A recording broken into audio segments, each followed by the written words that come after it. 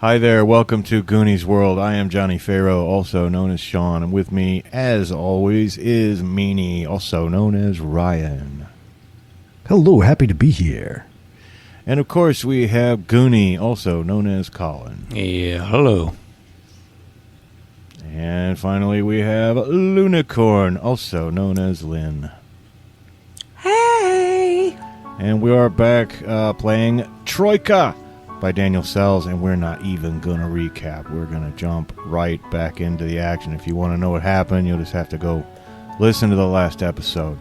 So, here we are. You're just about to leave the third floor in the elevated lift, cage-type room. You've just shopped with the wall merchant. And did one of you guys buy the salt and vinegar crisps? That part We did, Okay. Zolar bought those. Okay, well, we're gonna that's what... share a bag together. That's what I was afraid of! Screams this voice, just as the little mandrill is trying to close the cage and move on from the third floor. Down from the end of the hallway, no one got on the lift on this floor, right? Just the gas guy got off. But, this voice comes, that's what I was afraid of! And running down the hallway is, the guy you saw in the lobby earlier who was arguing with the concierge. You had the florid face and the loud voice and the loud suit. No. And he goes, wedges his foot in the door right before the mandrill can close it, pries it open. No, it was prearranged. I was told by the concierge that I would be able to purchase a bag of salt and vinegar crisps, which I must have. I must have it. And if you purchased it right now, you must give that to me, because that was not part of the arrangement I made with the concierge. And shame on you for selling it to me. I'm sorry, sir. I heard no such word of anything. No, you must give that to me right now. I demand it. Well, you can't demand it. We paid for it. I paid for it, and me and my friend here are going to eat the crisps together. We had the whole thing planned out. We were going to share this bag together. It was going to be a special moment for us. Well, it was going to be a special moment for me and my party as well. Perhaps you saw them in the lobby. They're very important people, and I promised them a bag of these very fine blank mange and thistle salt and vinegar crisps, and I must have it. And I'm sorry that you paid for it. I will pay somebody, but I won't pay some marked up price. Here, I'll give you your silly little silver pence, and you give me that bag of chips right now. I demand it. Well, you have the wrong attitude. You can't just demand things from people. Maybe if you want to ask nicely, but I don't take orders from you.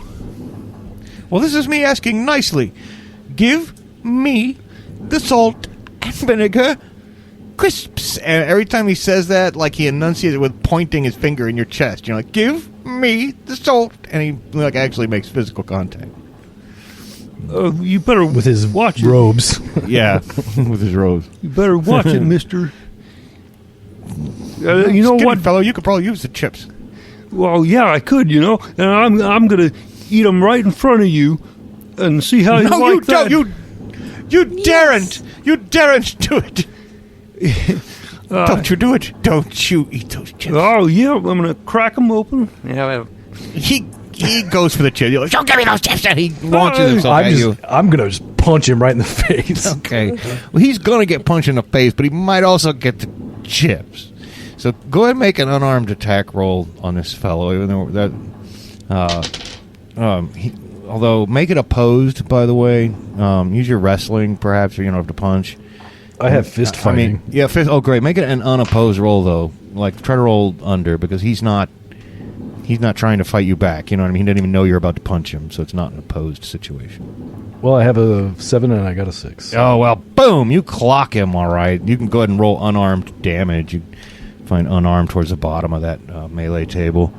And but meanwhile, he's also making a pose roll. He's going to make a sleight of hand roll to try to get the chips.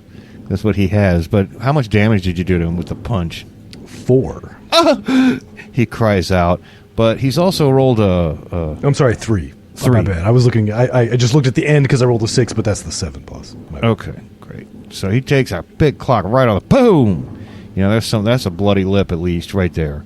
But he's also rolled a 9 in attempting to grab the crisps.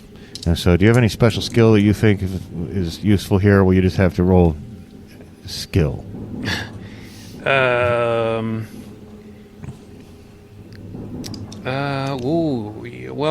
I could cast a spell. Well, But not in a... it would depend on what it is. Yeah. I mean, I don't think that would work in a opposed roll, but... Not an opposed roll type situation, right. But if you just let him grab the chips, you can then cast a spell. Yeah, I'll try to resist him, though. And Okay. You never know. You get 2d6 plus 5. Yeah. So... And he had gotten a 9, remember? I got 11. Oh, so, he grabs... You give me those crisps! So there's all the wrinkling of the crisps bag, as this, as you guys fumble for it. And, Oh, it's mine. Yeah, and I'm pretty sure it kind of opens and, one chip falls out, and he dives on it on the floor. That's all you're going to get, mister. I'll remember you. I'll remember you for this. I'll remember till the end of my days. I'll get you because I wanted that bag of crisps. And he backs out and he does the thing where he points at his eyeballs and then he points at you guys with his fingers. So entitled. We'll see who's entitled. And then the mandrill finally gets a chance to close the door, and you can move on. And you move up onto a lavender painting, the shaft outside of the cage-like room that you're rising up in. And again, it's room-sized, so don't forget that. It's easy to picture it being a tiny little elevator, but it's a pretty big operation. Since the bag of chips is open, I think I will Yeah, you might as well start sharing them and eating them. Yeah, have that special moment. Yeah. I will be dipping them in the goose grease and offering it around Nice. if anybody would like. Nice. Well, I will just have plain chips, please. yeah, I'll try the goose grease dip. Well, yeah, I guess if everybody else is going to try it. The Yeah, mandrill live a looks little. on. The mandrill looks on longingly and gives him puppy dog eyes and points to his button he's wearing on his little red suit. He says, "I accept bribes of food."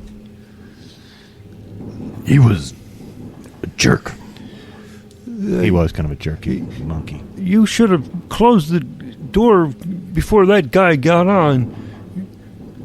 You're not doing your job very well, monkey. And he goes back over to his little stool. Aw. Yeah, he's Starts trying working. to manipulate us. I'm not going to let him. Well, he begins working his arcane controls to make the lift go up. And again, it's in the lavender shaft, and again the bell rings, and this must be the 4th floor of the place. If you're keeping track, so you're halfway to the 6th floor finally. And but as soon as the door opens, there's a scrawny woman in really thick leather clothes and a thick leather apron. And she's, all right, let's go. She starts pushing tigers into the room. Like, full-sized Oh, for tigers the love of... into the lift. And so she squeezes 3 tigers. They're like, they're growling. They don't look really happy. It's intimidating, I'm sure, to all of you. And like, never mind, they're perfectly tame as long as you don't scare them, says this woman, who again is covered in thick leather, and there's like scratches in the big leather she's wearing, like great big padded gloves, and sort of like a Perhaps umpire style helmet. And she goes, they're entertainment for the party. They've got to get upstairs. Okay, I only have room for 3 in there, so they'll ride up with you, and then I'll wait till the next trip down to get the others. There's other tigers milling about in the hallway behind her. Just don't make any sudden aggressive moves. I feel trapped. Yeah, I was going to suggest getting off the elevator, but it's just poor Yeah. tigers in the hallway. So. Well, that's literally a choice that now confronts you. Is do you want to risk riding the elevator with 3 tigers, Or standing in the hallway with Or- 3 tigers. presumably maybe if she's out here, you could get past them and walk out into the hallway past them. But it's either way, it's a little dicey. If we try to run out there, their animal instincts will kick in and they'll chase us down and maul us to death. Well, as not afraid of these tigers as Arctis is, I think he's going to take a step off the elevator. Yeah. Because it seems like doing the calculus, it seems like he's better off with the trainer nearby. All right, you step out of the room, and what about the rest of you guys? I assume you follow your big beefy friend. Yeah. Yeah, I will do it very slowly. Don't make Follow any the sudden smell. moves. Yep, run nice and easy. Follow the smell of the goat grease. And, okay, well, if that's enough room for one more and me. And she gets in. No. And you're alone? No. She goes, that's enough for us. Good, one more then. And she pushes the other in. And then she said, now, sit down, all of you. Sit down. She smacks one on the head and scratches her. And she's like, ow. And you guys can tiptoe your way down the hall. The very end of the hall is the stairway, so you gotta go down the long hall. But as you're walking down the hall, one guy opens the door. He's wearing like a purple tunic, and he looks rather nice. He's carrying a satchel. And he walks out of the room, and he looks over at you, and then he walks across the hall, goes down 3 doors, and he sets the satchel outside the door. And then a hand that door opens, and another hand reaches out with an identical satchel and hands it to him. And then they switch satchels, and then he walks back to it, and he tries to be all nonchalant about it. He's like whistling and leaning up his door, pretending to yawn before he reaches for something, and trying to wipe a little scuff mark off his shoe while he bends down to pick up the other satchel. And then he begins walking back towards his room. All this while you're approaching him from the end of the hallway, and he tries to avoid eye contact with you. But by the time you're like halfway down the hallway, though, it's almost to his door, right? He had to backtrack a little bit to get to his door. So now you're like uncomfortably close, certainly within speaking distance. And he's fumbling with his key now, awkwardly, a few feet from you. I didn't see any secret satchel switching. Did you? No? Huh? I didn't see a thing. Your secret's safe with us. But what do you got? What's going on? It's a little suspicious with that. I don't want to pry. Well, there's no satchel switching. My friend and I accidentally switched satchels at the party. Yeah, and there was some substances at the party, and I became discombobulated, my friend and we accidentally switched satchels, so I was just going back to switch his satchels. And he has company in his room, so I was being a gentleman, yes, and waiting outside the door. I don't see what any business is of yours. Aren't you part of the circus they're having upstairs with the tigers? No, we're not part of the circus.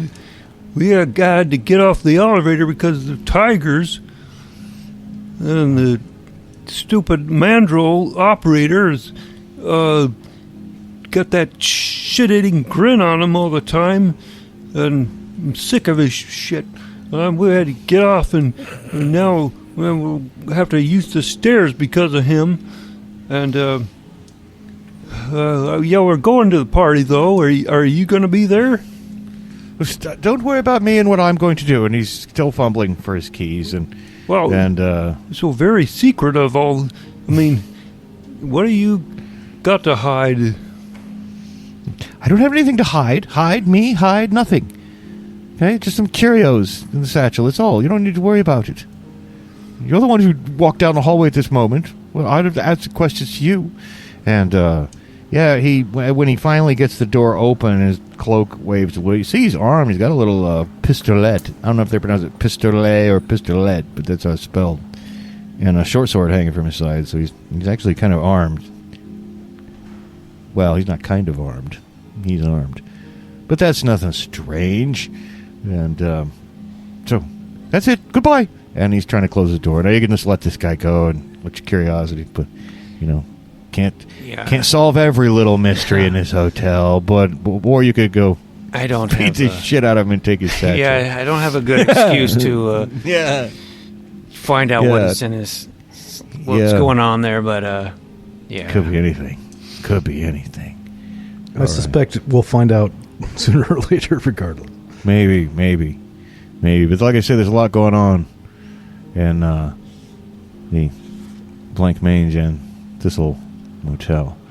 But leaving him to his nefarious devices, whatever they may be, you do get to the end of the hallway to where you can access the stairs. And when you get to the stairs and you see, yep, okay, we're going to turn, we're going to start walking upward. And there's a good wide stair. It's not spiral staircase, but it's kind of winds back and forth on itself. You go up about half a story, there's a little landing, you turn around, go up another. So it's basically like a big stairwell affixed to the side of the building. And as you start walking up the stairs, the top of the next floor, there's this enormous slug just wedged in the stairway. And there's 4 little smaller slugs, but they got like little arms. And there's a mandrill who seems to be like a porter of some sort. He's dressed like a little porter, room boy or a towel boy, and he's carrying a stack of towels. And the heralds of this slug come rushing up to you, waving their little tiny arms. They're much smaller than the other slug. They're about like 3 feet high, but they're kind of moving with the forepart of their bodies are lifted up from the ground, so they seem to be kind of standing and wiggling on the little bottom sides. And they say in these little piping voices, "His moist magnificence, King Juniper Lexhafor IV, is currently experiencing some distress. He's most embarrassed. Your assistance will be rudely accepted and meanly rewarded." Is he stuck? That would be a word for it, yes. And, you look up there, and he's this huge, like, doughy slug creature about the size of a Buick. And he's, like, stuck in the where the stair turns around back on itself, he's wedged in. And it's awkward. These little heralds, they're wearing this little tabard, where it has the crest of the reigning royal slug family there, but of course it's a moist tabard. Everything's moist. And then the monkey herald, the mandrill herald, has been like wiping up the floor, the stairs from the trail of slime. But yes, your hope shall be rudely accepted. Oh, well, Arctis, you have some grease, some goose grease that maybe you could use to help them get unstuck. That is, if you don't mind using it.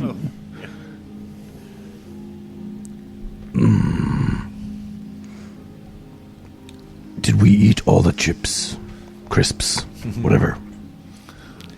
I don't know. It's a little bag.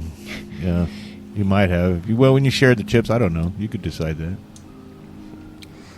Perhaps the salt from the chips could lighten the slug. Well, we've got smelling salts as well. We bought some smelling salts, at least I did. But that's... we don't want to kill these slugs, I don't think. The others aren't listening right now because they're all fussing over him right now. They're trying to push him out through the heralds. Well, he'll reach into the bucket and get like a good handful of goose grease and try to slather it around to lubricate the efforts of the pushers. Okay. Well, you get in there with that bucket. And you rub it all over this. That's already slimy, giant slug, and it's writhing around. You get in there as good as you can. You feel like you're making a slimy situation even slimier. But you can tell it's so bulky and everything. These little guys are never going to be able to push it by themselves. But you may have just given yourself a bonus in helping them push it out of the way if you wanted to. Or you could try sprinkling some salt on it and see what happens. I don't have the strength skill or whatever, but I mean, he's certainly happy to help them. Yeah, you guys all want to push. Okay. You by yourself, you realize, isn't helping. And so you realize all your friends might have to chip in here. And you get really slimy, too. That's the thing. Like, you're helping them push, and you're mostly naked anyway, but you're bare flesh now. It's got the slug slime on your forearms and, up to your elbows. You're going to push in. Well, it's a hard thing to push. It's hard to get a good grasp on it. But you realize maybe if all three of you do it, then you might be able to get through here. And otherwise, without the grease, this would have been impossible. But I could help. Oh, okay. Illyria, do you want to get slimy? Yeah. Okay. Yeah. Yeah, you start to think the other way out of here, without this grease, you might have had to, kill it or cut it, or fight this giant slug, but instead you've chosen to help it and get it out with your goose grease. And with all three of you, at the cost of being completely and totally covered in slime, and I mean it's like somebody just snotted all over your whole front half, the slippery, slidey business, but you eventually get the thing wedged out to where it can slither upwards as best it can. And we did say, says the piping little herald, that it would be meanly rewarded. Therefore, you have your reward. And he opens up a slimy purse, and he pours 5 pence into each of your hands. Never know, it could come in handy if you find another shop. All right. Thank you. Yeah. And, but they're not effusive with their praise, and indeed it is a mean reward. And they move on, and a great, doughy, slug-like creature worms his way further up the stairs. You might consider taking the elevator. Oh, no, not the elevator for us. And so you take the stairs, and you, of course, are having to follow him, though. He's going up. And so even though the little mandrill is running around cleaning up the slime with the towels, he's starting to run out of towels, and it's really tedious, because the slug moves really slow on his way up the stairs, and you're rolling your eyeballs. He's like, don't worry, we're only going to the 6th floor to attend the party, they say. And you're like, oh. And so as you make it up to the 5th floor, the question is, do you want to get off on the 5th floor and then go back down and get back on the elevator, now that the tigers are gone, or do you want to go ahead and slowly follow the king of the slugs further up the stairwell? Yeah, at this point, I think the elevator might be faster. Yeah. That's too bad my robes are all covered with slime now. Now we have to go to a party with slime on us. Maybe there'll be another wall merchant that's selling clothes or something. Slime. Perhaps we can stop at our room and get cleaned up before the party. Well, I think that's a great idea. Your room is there on the 6th floor. You guys go ahead and get off, not wishing to follow the slime trail all the way up to the 6th floor, but having performed a good deed for the king of the slugs. You never know when that might come in handy someday, but you get off at the next floor, hoping to get back to the elevator, and find yourself again on the other side of the long hallway, leading all the way down to where the elevator cage door is. And there's white and red marble tiles on the floor here in this hallway, and you begin walking out and into the hallway, and you can bunch of birds chirping behind a door. Who knows what could possibly be happening there? And then at the very end of the hallway, though, there are two people waiting for the elevator. They're both wearing robes, though, and pointy hats. And as you're approaching, you see them trade some keys to each other, and they're whispering to one another. And then they shake hands.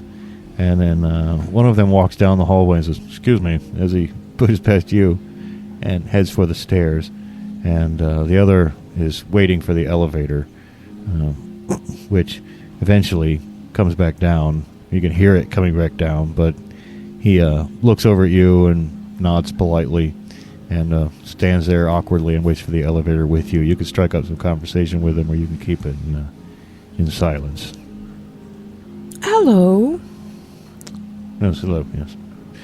Looking forward to the party this evening. The feast of the Chiliarch, yes, absolutely. Yes. Slow elevator, isn't it? It's very It's the slow. slowest. Apparently, you can bribe the monkey. He likes to eat things, but Yes. he's also kind of a brute jerk. Yes. I mean, for a monkey. Yes. Well, this guy seems maybe he's not a rude jerk, but he's trying to avoid conversation, looking awkwardly at his shoes. He has his hand in his pocket. One hand in his pocket. Clears his throat awkwardly. And, Okay, then. okay then. Yeah. Yeah. Well, yeah, I saw you switching some keys. Yeah, we saw another guy that was switching satchels. Now you guys are switching keys. That's just an observation. There's a lot of switching. No, we were just going to switch rooms. Probably switch rooms. That's it. That's all it is. Oh, yeah, well, we got the last room, apparently. We have to share it, so, hopefully ours isn't too bad. We might have to switch rooms with somebody else if it's not, up to snuff. But if we could ever get to our room. Well, yeah. Oh, well. What do you know? And just then the elevator comes in, and he doesn't really specifically answer your questions. And as the mandrill is opening the elevator cage door, he says, I think on second thought I will take the stairs. It's a good day to you. Okay. And he turns around and begins to walk away. Mind the slugs. Good luck with the slug. He walks down the hall, but he keeps looking behind him, suspiciously to see if you're still looking at him. And so, yeah, that is weird. People are exchanging satchels or exchanging keys. What's going on in this place? But luckily, the elevator door does open, and little mandrill gives you a little yippee bark of recognition. Bark! Yeah, And, it's us. Hello. Again. Well, he closes the lift and takes you up one more. And when you get to the top of the next floor, it is the 6th floor. And it's all lined with black on the outside of the shaft walls. And the ornate doorway opens. And there's someone standing there who's completely encased in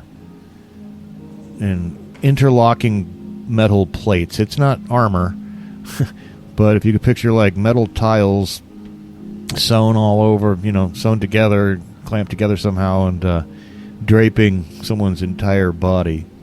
And when the door opens, it nods to you with its metal head. It's all jingly and loud, almost like you are, Zolar, because there's all those metal plates. And he,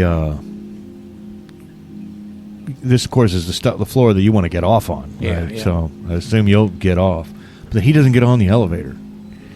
And you get your room key, go down to room number 6 at the end of the hall. And he follows you. He's not like sneakily following. He's just like walking with you. And Hello. Hi. he nods his head.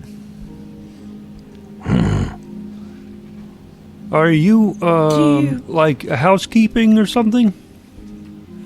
He shakes his head. Well, it better not be a mime. You better speak up now if you can talk. Because we're mime stalkers. No. We don't like mimes. He raises up his metal-covered hands and like, no, I'm not a That's mime, what a but mime would say say. It's true. Well, he just continues to follow you all the way to your door, and he stands there with you when you stop at the door to your room. Oh, this is awkward. Is this your room? Better He not shakes his be. head, Okay. No, he shakes his head, no. So, can we help you with something? And he points to himself, and then he points to you.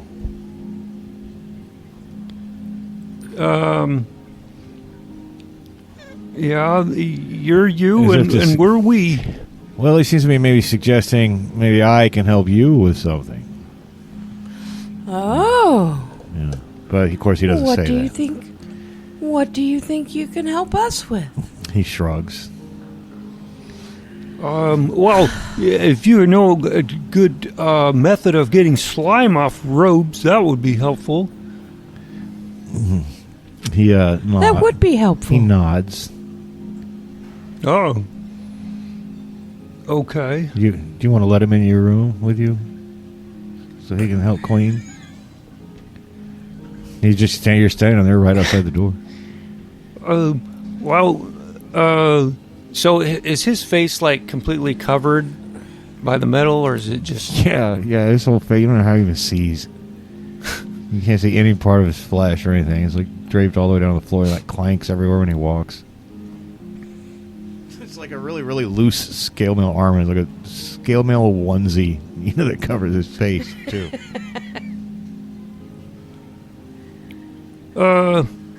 Well, yeah.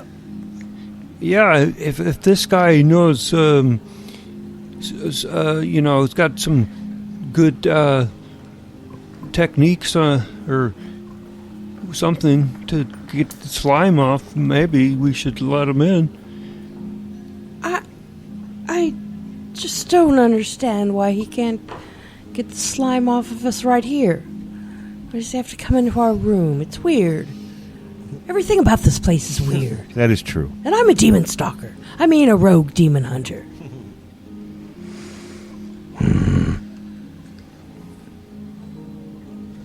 Octus not trust him.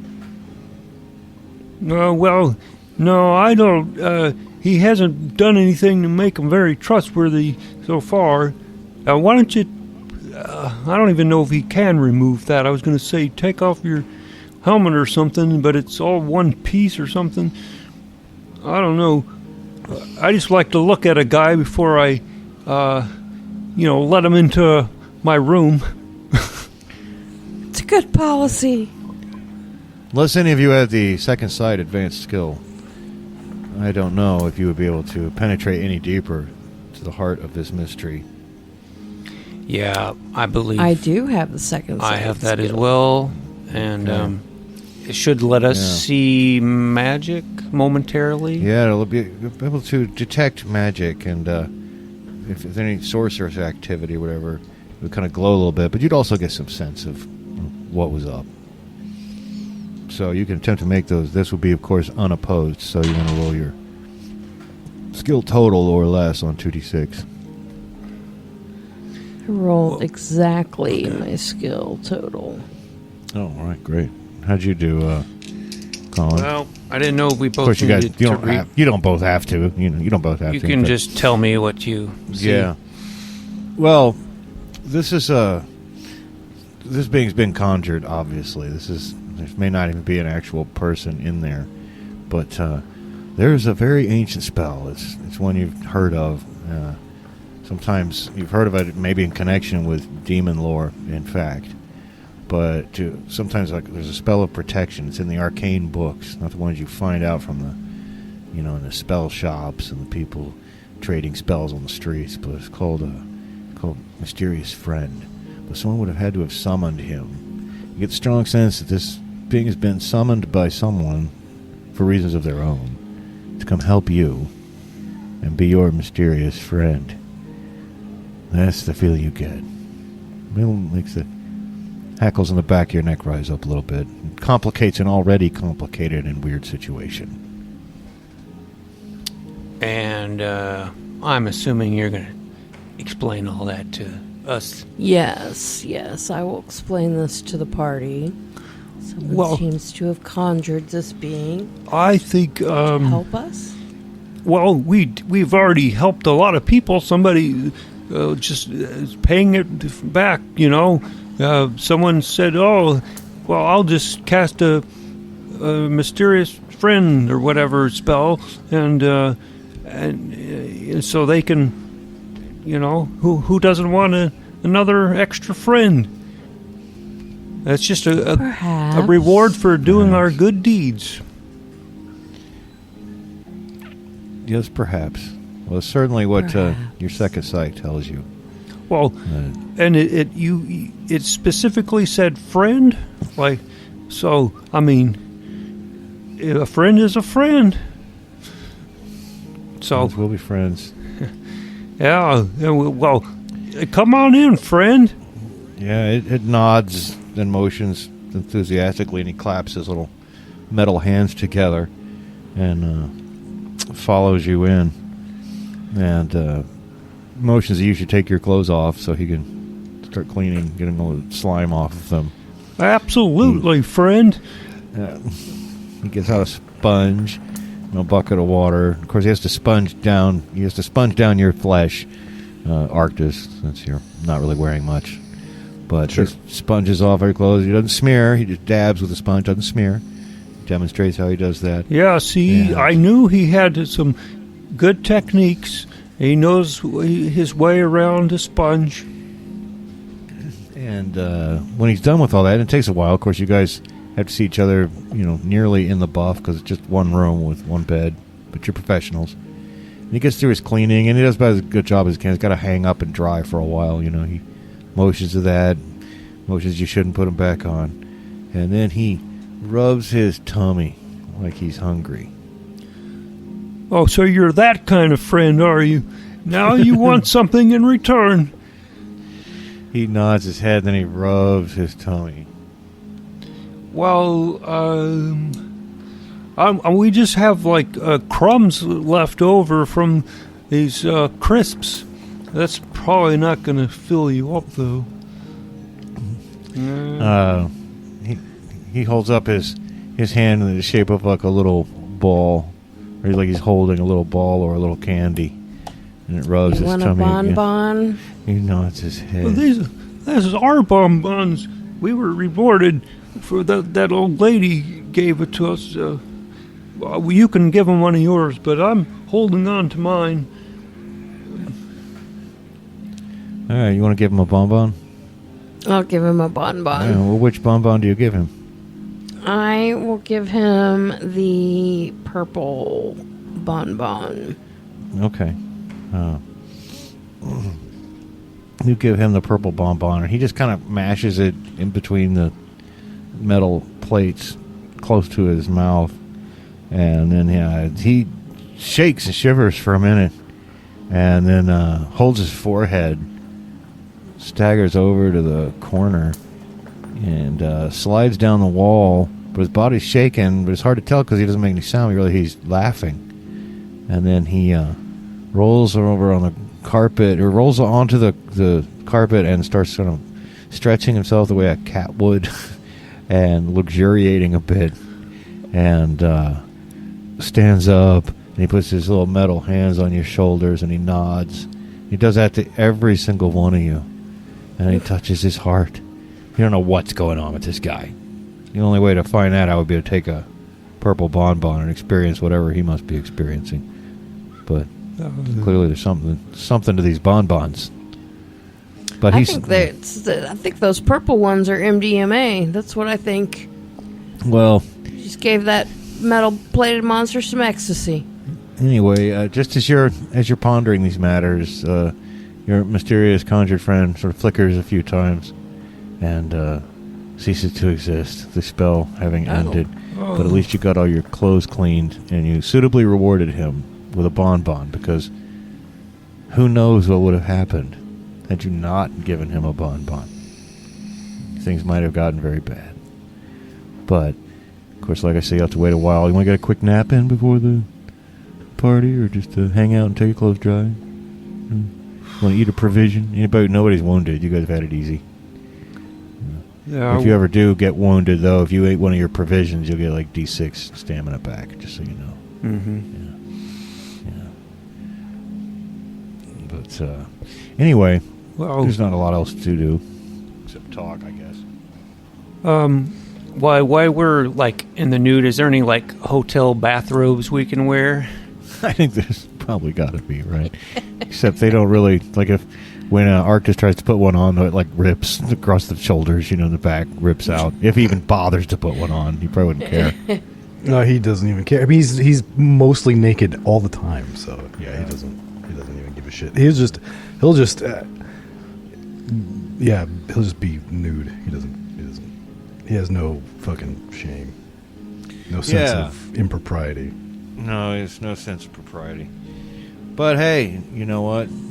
You sit down and wait for your clothes to dry a little bit, but pretty soon, though, like you're already on the 6th floor, and you can look out your window during this time where you're hanging out, and you could see that there are parties underway on some of the tops of other buildings nearby. Some of them you're above, some of them you're not, kind of under. But you see that all the buildings are having parties, and actually some fireworks starting to go off. And by this time, it's getting on in the day, and it's evening. So some of the fireworks are starting to show up nicely. And you hear occasionally a boom from right above you, as if fireworks are going off from the top of this building, too. And then you can hear this kind of rhythmic thumping coming from the roof. And, of course, when you close, just as soon as they're dry, I imagine you want to put them back on and get up to that Yes, party. I don't want to miss a firework. Sounds like a good time's going on up there. Better hurry up and does. get up there so we can party down. Oh, yes. Well, if you head out towards where the stairwell would be, that's how you get up to the roof itself. And as you take the few steps up to the top and open out onto the roof, there are, of course, all kinds of partygoers hanging about. The party's in full swing. There's people using various substances. There's people chatting. There's people making out on beanbags in one area and engaging in other festive activities. And there's a few tables covered with foods, like various colored boiled eggs and some other, no great big steaks or anything like that, though. So maybe it's time to fire up that old barbecue, and cook that steak you've been carrying around all this time, Arctis. But there's also some young people on a carpet playing some kind of complicated dice game on the carpet. And there's also, even though you're up here on the roof, there's like a single round bed in the middle of the party that there's a big... that's where the big basket of hard-boiled eggs is, actually.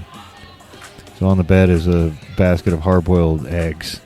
And there's some on the bed, rolled up or stacked up, ready for use, are fireworks. Looks at on their little rockets, and so that's kind of where you find yourself. And there again are similar parties on other buildings, and there are people eating arrangements of food and launching fireworks off into the air. And so if you want to have a party and see what's going on, you can wander around and talk to people. You never know what might pop up at a crazy party like this. And Yes, let's mingle and grab drinks and Yeah, I'm going to mingle and jingle my way around this rooftop and get to know everybody. okay, all right. What are you doing, Arctis?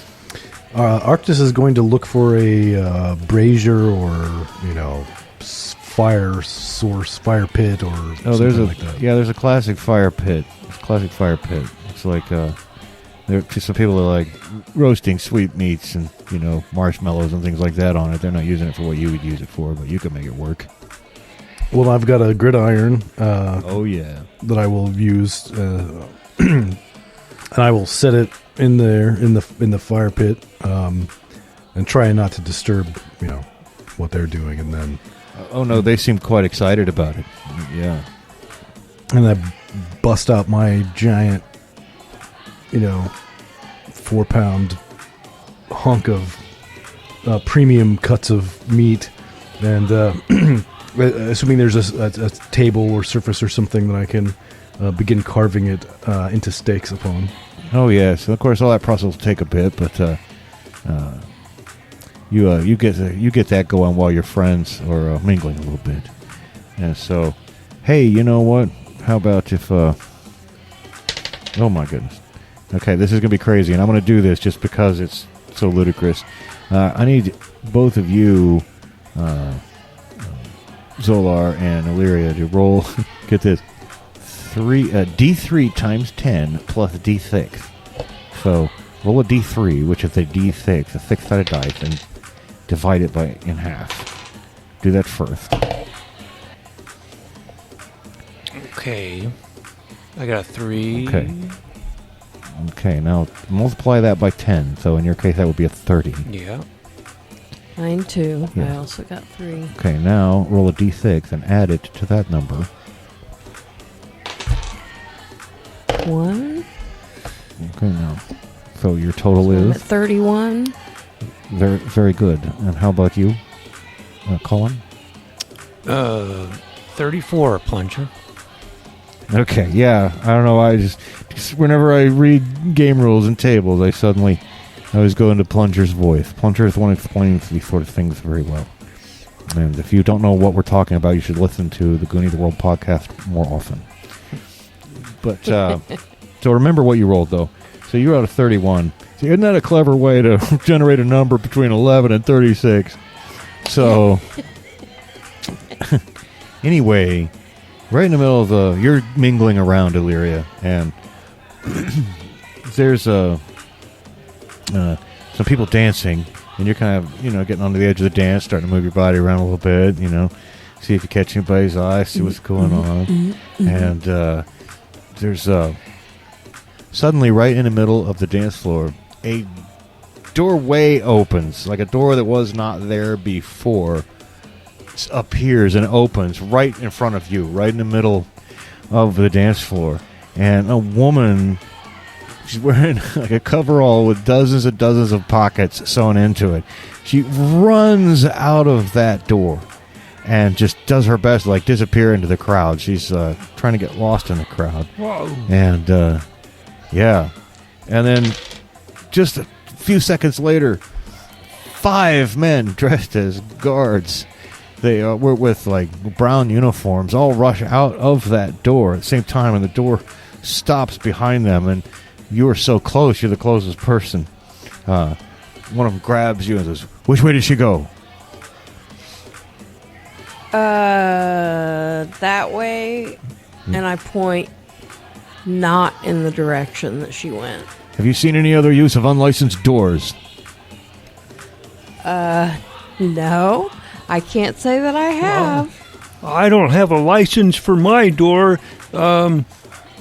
Lock me up. You have a door? You have a door? Well, it's not door? mine. It's just the door that I used. I used it on the my room to get in and out of my hotel room. It's not that kind of door we're after. It's unnatural doors, arcane doors. Oh, no. Unapproved use thereof. Listen, we're gonna lose her if you don't. Yep, I know. Enough of this. And they rush off towards the entrance to the building itself. Assuming she must have run down. And whoa, that was it. And then Colin, you had also rolled earlier. What was the number you rolled? I think it was a 34. Yeah. Well, just as you're walking away from all that, you bump into someone. and he drops a book. Excuse me. Oh, excuse me. No, excuse me. No. And he grabs the book. No, excuse me. No. No. Oh, no, excuse me. And, Fine, you're excused. I'll have you know I'm an enforcer of the Phoenix Throne. And he picks up his book, but he's trying to like hide it from you. Do you want to try to? Oh, what is that? What do you got there? Let me see that. Nothing. Do you want to like grab it out of his hand? Well, I want to like manipulate his hands or whatever so I can see the cover of the book and read it. All right. Okay. Well, turn it towards me, you know. Yeah, let's have a skill roll. He doesn't have sleight of hand or anything useful that could help him. So he'll roll 2d6 and have his skill of 3. And he only has a 8. That shouldn't be too hard to beat. 9. 9. Oh, well, you just barely get a look at it, but it might be interesting. In defense of the rights of the damned is what it says on the cover. Oh. Yeah, well, that's weird. Nothing. It's nothing. Don't worry about it. And he picks it up and begins to walk off and try to lose himself in the party unless you stop him. Strange reading material. Not something I'd be into. Yeah, I don't plan on stopping him or anything. Yeah. I don't know if your demonologist interests are piqued from the reference to the damned or not. They are, but I wasn't sure if I knew if I saw this. I don't know if you saw it, but if he moved the hands enough to where someone could read it, I imagine you could probably Excuse read me. it. No, excuse I'm supposed me. I'm supposed to meet some friends, actually. Some demon friends? What? What are you doing with that? Why would you say Do you that? fraternize with demons? I don't Do you fraternize defend them It's a in little some light way? reading. What rights do the damned have? No, Damn the demons. It's a little light reading. It's harmless curiosity. Well, that's not harmless. No, that's not light reading. That's No, dark I tell you, reading. We're the enforcers of the Phoenix Throne. We know what we're doing. Don't worry. It's mostly social. A few candles, a few chanted words. It's nothing. Really, believe me. Sounds like summoning demons to me. Oh, no. It's more just like getting yes or no answers to questions. It's nothing. I'm gonna do the eye thing. What are you, some kind of You. You some kind of rogue? Watch. You some kind of rogue demon hunter? I am a rogue demon think hunter, you are? as a matter of fact. I'm so happy that you recognize that. Well, meanwhile, you've been cooking up these steaks on the grill over by the fire pit. And there's a short bearded man. His beard's about as full as yours. But he's just as short as you are tall, right? But, and he's wearing some pretty foul looking clothes. But he comes and says, "You mind if I sit here? Tell you what, have a drink for a little bite? What do you say, friend?" And he says to Arctis. And Arctis is looking around trying to figure out. Yeah, because he's too tall. Because he doesn't realize where he's at. He's like, what? Well, the smell of some fine alcohol wafts up from below, and you look down, and you can see the top of this old man's head, and he smiles up at you. He's wearing the raiments of kind of smelly clothes, actually. He's wearing the raiments of a cult called he's a guy called the Befouler of Ponds. He worships them. People who worship pond scum and other things. That's a little bit odd, but he has looks like some very nice liquor. It's moonshine, homemade. But what do you say? How about I give you a few drinks? You give me just a couple ounces of that steak there, huh? How about 8 ounces? What do you say?